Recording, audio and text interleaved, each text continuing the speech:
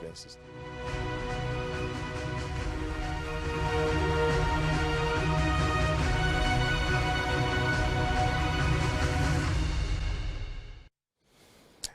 Le débat ce matin d'Éden, jeudi 24 décembre, nous nous plongeons dans les couleurs de la nativité, la fête de Noël, fête purement chrétienne au départ, mais qui aujourd'hui est célébrée par toutes les obédiences ou toutes les sensibilités. On en parle sur ce plateau. Nous allons essayer de comprendre le véritable sens et la portée de cette fête.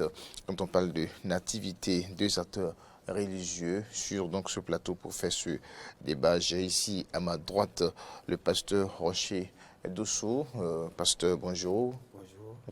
Alors merci d'avoir accepté notre invitation. C'est un plaisir. Et surtout d'avoir fait la distance depuis Apapa pour nous rejoindre ici à Claude Dibé. Merci pour l'engagement donc à essayer de nous faire comprendre un peu ce qu'on peut savoir de la nativité, surtout le sens que cela revêt pour un chrétien, mais aujourd'hui pour toute l'humanité d'ailleurs. Et puis en face de vous, Landry Mehoba.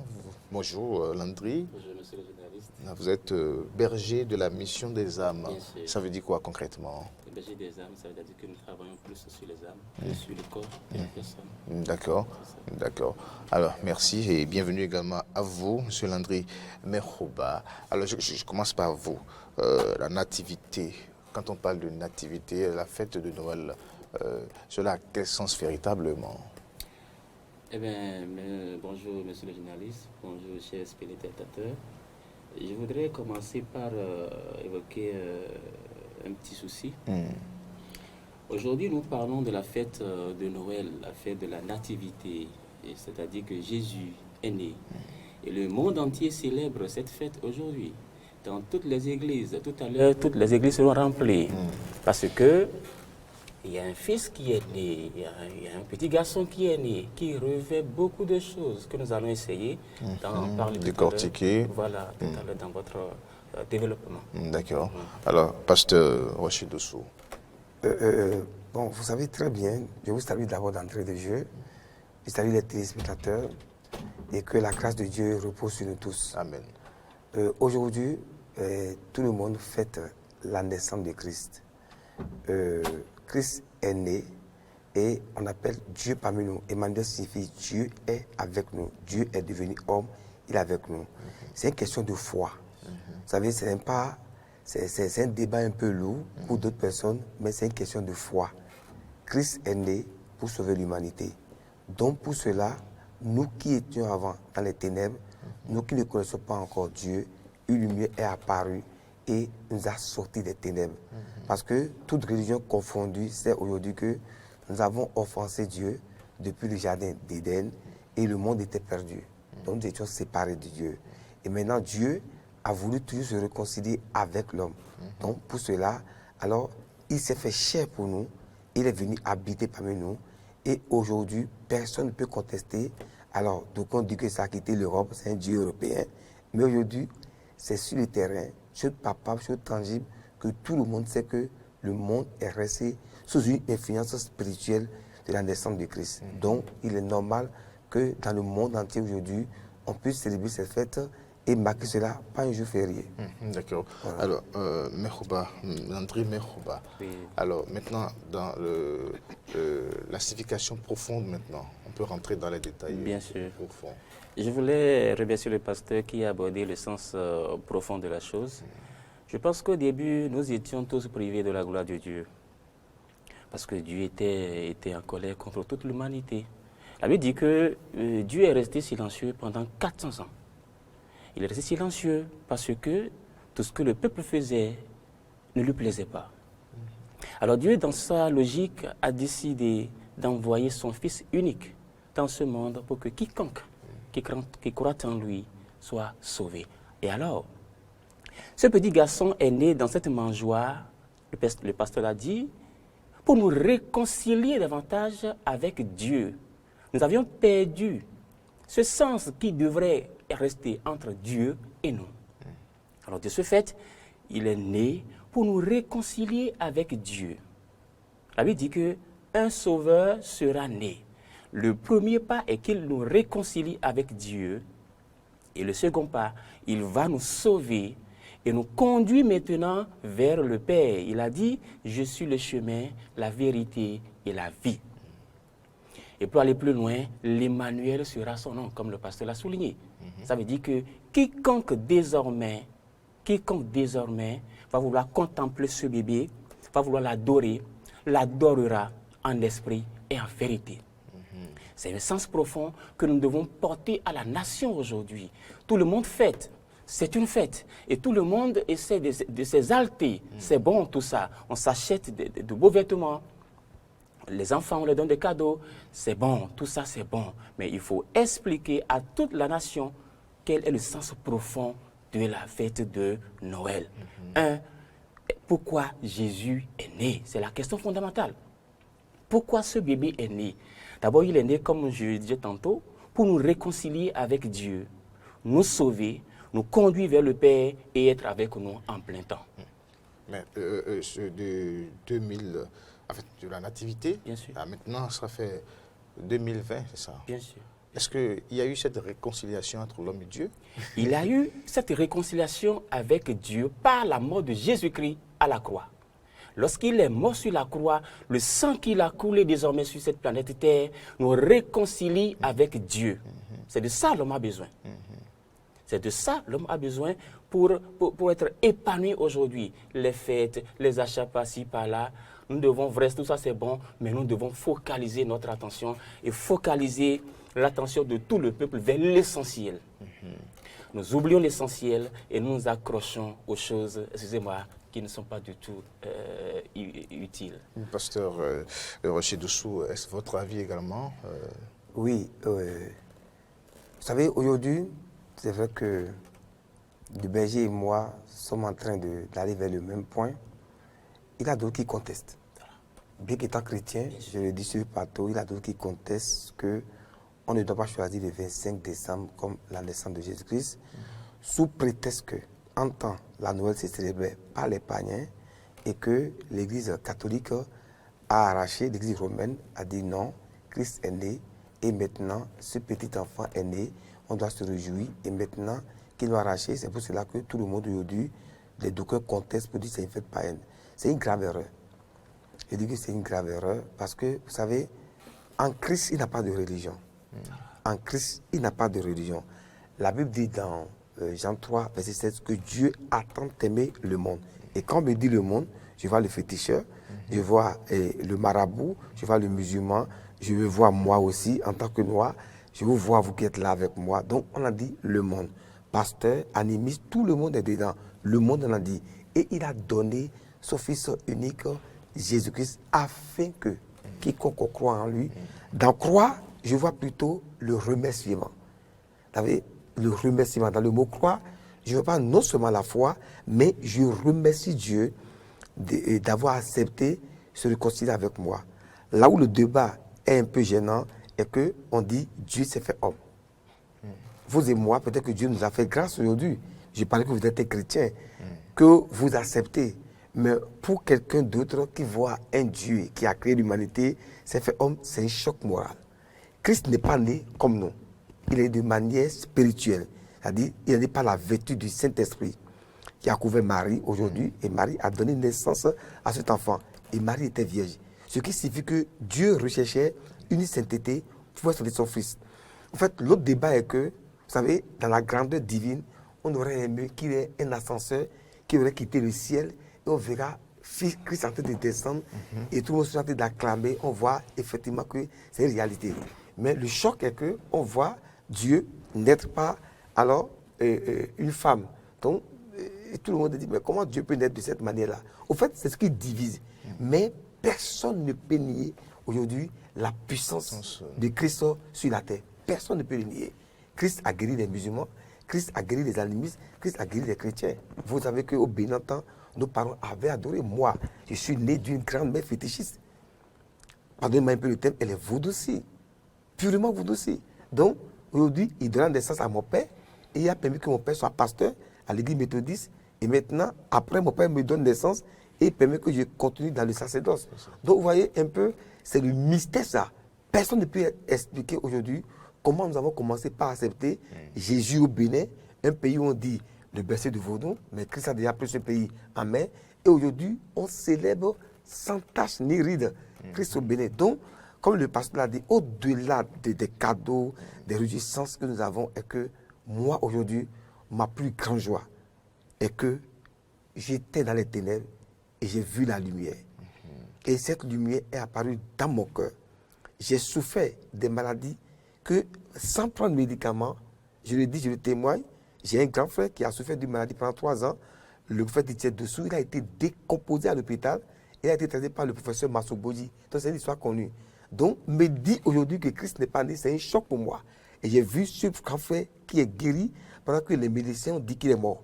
Il est venu à la vie. Donc, Christ a manifesté sa joie parmi nous. Et ça fait qu'aujourd'hui, nous devons nous réjouir de cette naissance. J'ai dit à un pasteur, que ce soit 22 février, que ce soit 22 avril, la date qui est choisie et que l'humanité atteste que c'est pour Christ, moi je suis partant.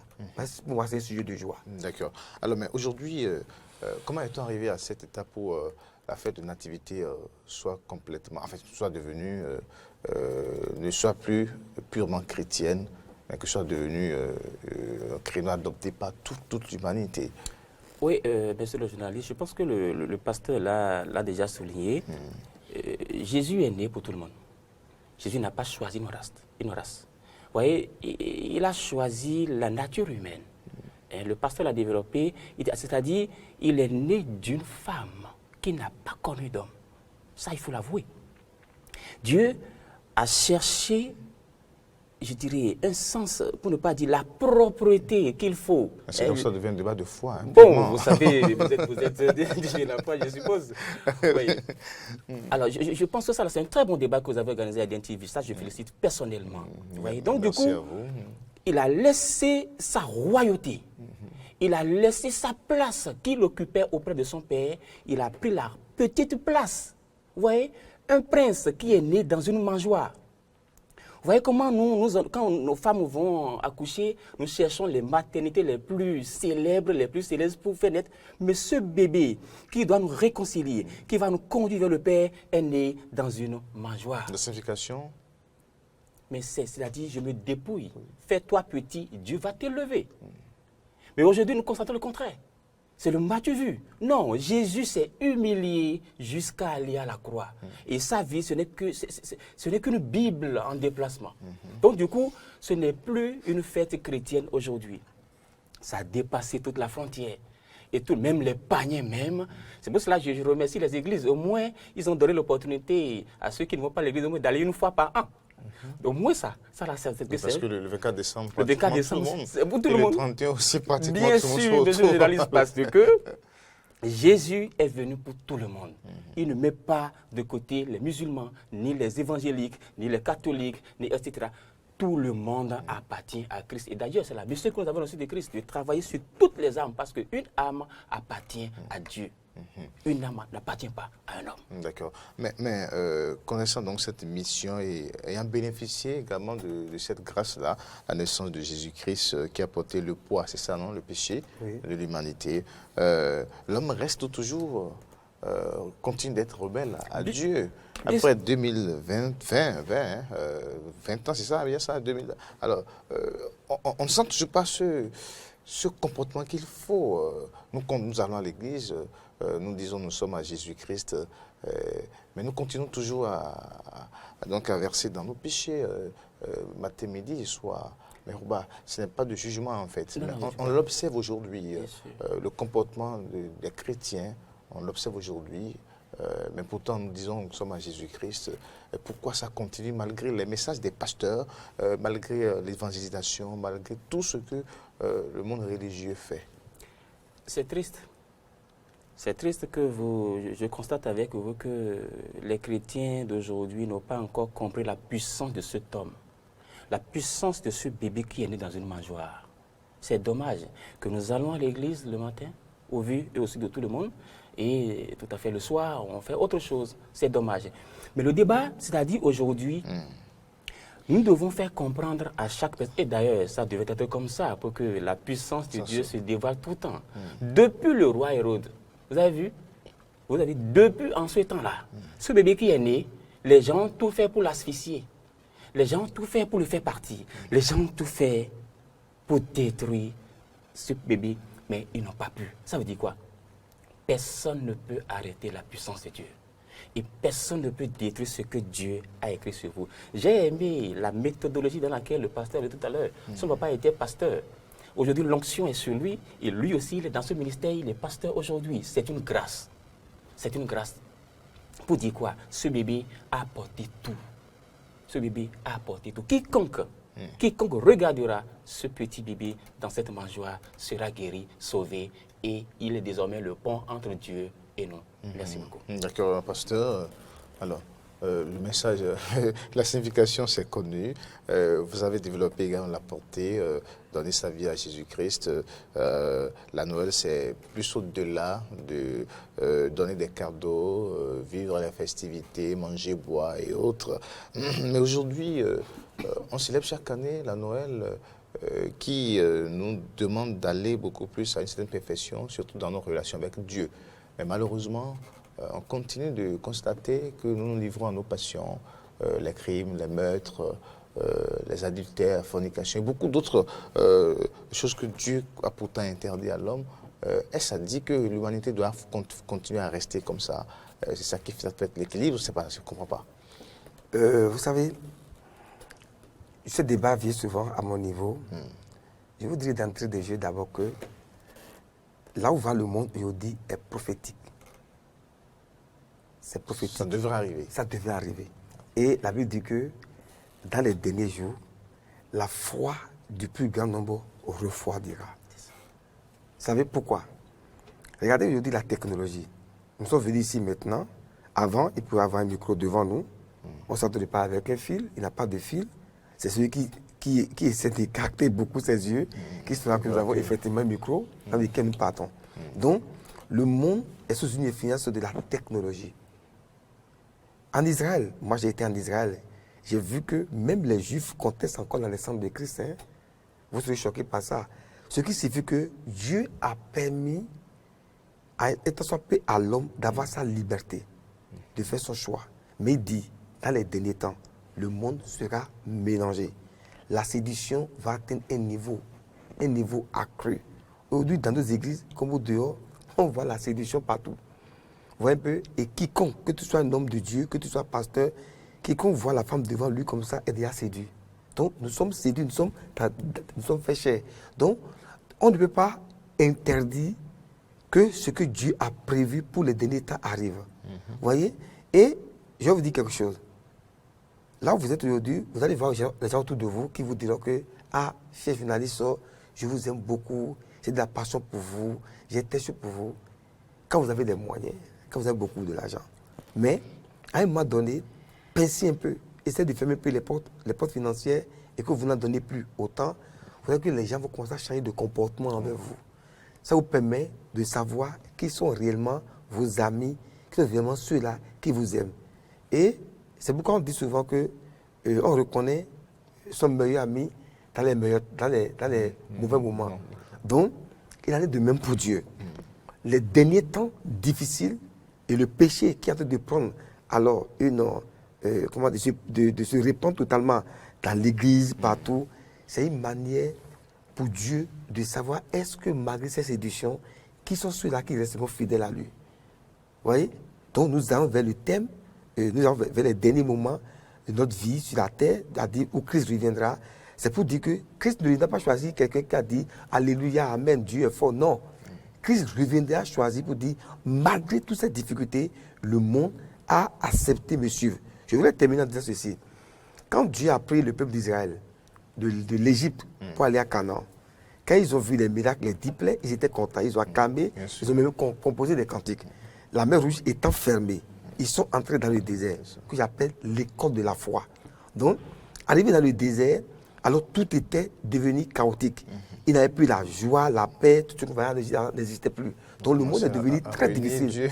Voilà, donc ils ont commencé à renier Dieu. Donc nous sommes aussi dans le désert des derniers temps. Donc Dieu a mis le monde dans une difficulté pour sélectionner les adorateurs. Vous voyez un peu? Donc lorsque nous avons un cœur d'adoration, voyez, c'est vrai que la chair est toujours une chair pécheresse parce que c'est une nature que nous avons héritée, mais vous et moi aujourd'hui ne pouvons pas aller pécher et redevenir maintenant joyeux.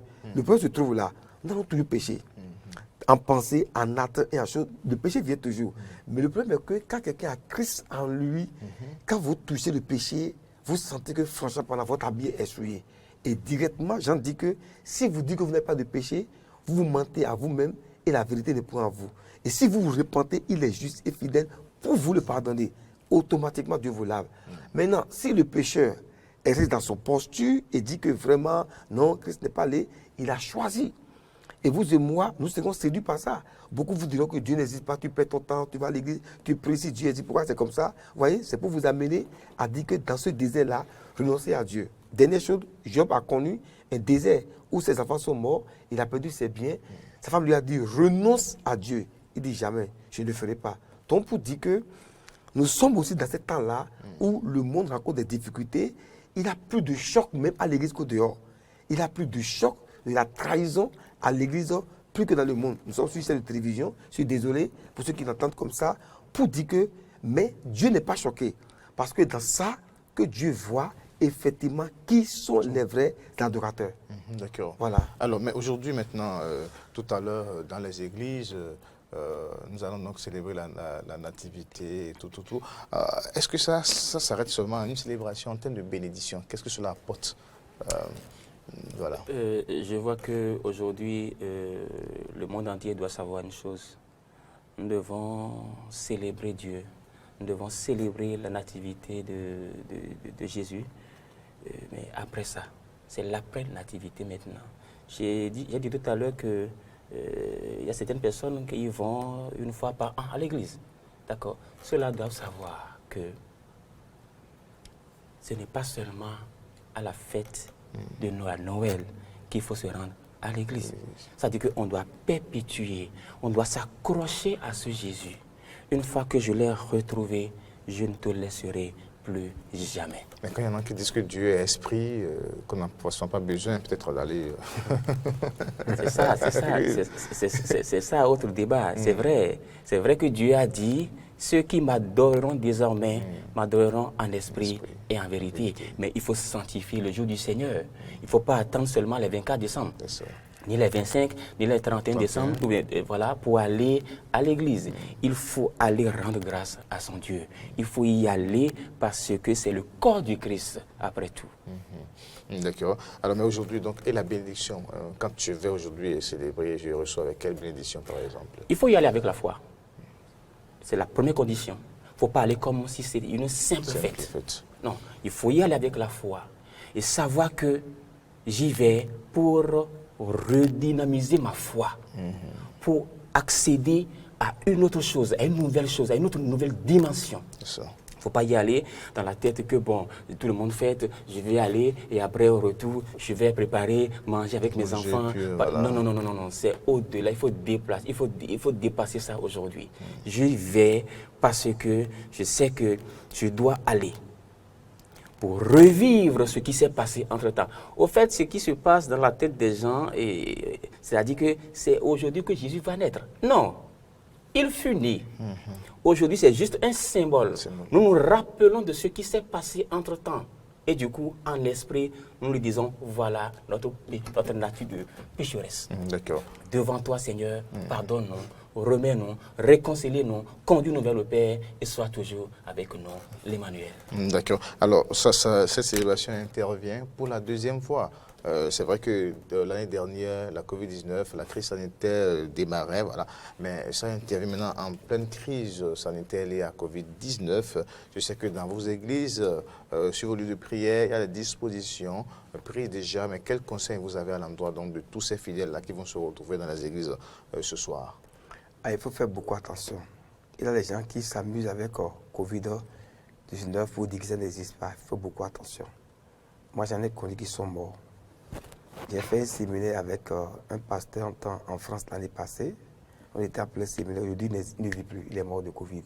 Parce que, au fait, chacun a sa sensibilité dans le corps. Vous voyez, c'est comme le palu. Il y a des gens que le palu attaque et ils résistent. Il y a des gens que le palu tue facilement. Donc, il faut que nous qui sommes les pasteurs, que nous fassions beaucoup attention. La Bible l'a dit clairement. Il dit à la fois, il faut ajouter la science et la sagesse.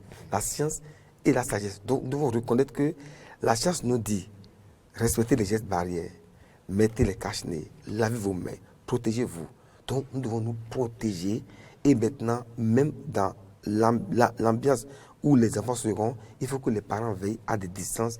Et parce que les enfants n'arrivent pas à mettre les cache-nez, mais les parents doivent mettre la distance et se surveiller. Surtout les parents doivent se protéger et surveiller le lavage des mains aux enfants. Sinon, ils vont se faire contaminer et on dira qu'on est parti à l'église et le malheur est arrivé. Non, on n'a pas ajouté la foi et on n'a pas ajouté la science et la sagesse. Donc moi, je recommande, je veux dire à tous ceux qui nous suivent, qu'aujourd'hui, que ce soit à la maison, partout, respectons les gestes barrières. Parce que tout le monde n'a pas la force de lutter contre cette maladie. Voilà. J'ai quelqu'un maintenant qui en souffre actuellement. Il en souffre actuellement, membre de notre communauté. Elle est à la maison, elle en souffre. Mais quelqu'un d'autre est resté à côté d'elle qui en est souffert, mais qui n'a pas ressenti les mêmes douleurs. Mais elle est au lit totalement, elle n'a pas la force de se lever. Voilà, donc il faut faire qu'on fasse beaucoup attention. Merci, pasteur, pour ce témoignage et surtout pour les conseils. Landry Mehoba aussi, rapidement, par rapport à Covid-19. Oui, je voudrais emprunter les mots du pasteur pour dire à tout le monde que c'est vrai, il faut aller fêter, il faut aller prier, il faut aller danser, il faut aller sauter. Mais en dépit de tout, en ce qui se passe actuellement, il faut respecter strictement les gestes barrières. C'est très important. J'ai des collègues de service aussi qui ont pris par là parce que c'est Dieu qui protège en tout temps. Mais il faut faire attention. Il faut faire très attention parce que le mal est là. Le mal est là. Ne doutons pas, le mal est là. Lavons les mains, mettons les cache-nez et la distanciation. Il faut les respecter. Je pense que c'est à ce seul prix que nous serons sauvés. Et puis, quelle prière vous avez donc à l'endroit de nos téléspectateurs, auditeurs qui vous suivent, parce que cette émission est synchronisée avec la radio. Très rapidement, Landry Mehoba. Et je voudrais souhaiter à tous et à toutes une très bonne fête. Ne pas oublier de respecter les gestes barrières. Et dans l'onction puissante de Dieu, je voudrais que ce soit dans nos églises, ce bébé qui est né dans cette mangeoire nous apportera la paix, la stabilité, la quiétude, l'évolution dans tout ce que nous allons entreprendre en 2021 au nom de Jésus, vainqueur de la mort. Merci beaucoup, Landry Mehoba. Et puis, pasteur Rocher Dossou, une prière à l'endroit de ces téléspectateurs du Bénin tout entier. Oui, je dirais simplement que la paix soit. Parce que la paix soit dans les maisons, que la paix soit dans notre pays, que la paix soit en Afrique tout entière et que la paix soit au fond du cœur. Si la paix est au fond du cœur, je pense que les gens vont se sentir très à l'aise. Et que tous ceux qui ont vu leur entreprise, leur maison traverser les difficultés jusqu'à cette fin d'année, que Dieu lui-même, par sa grâce, par sa fidélité, ôte cette douleur de vos maisons et que la paix domine dans vos maisons. Que Dieu vous bénisse abondamment. Amen. Amen. Amen. Merci à vous, pasteur Rocher Dossou, et puis merci à vous, Landry Mehoba. La fête de nativité, c'est une fête chrétienne à vivre plus spirituellement que de façon charnelle. Vous avez suivi ici les conseils, et bien sûr, de nos deux acteurs religieux sur ce plateau qui, après tout, ont demandé donc de faire cette célébration en respectant les gestes barrières. Landry Mehoba, berger de la mission des âmes, et puis pasteur Rocher Dossou. Merci à vous. Et puis nous vous souhaitons également, bien sûr, agréable fête de Noël et puis bon retour à vous dans vos activités respectives. Merci.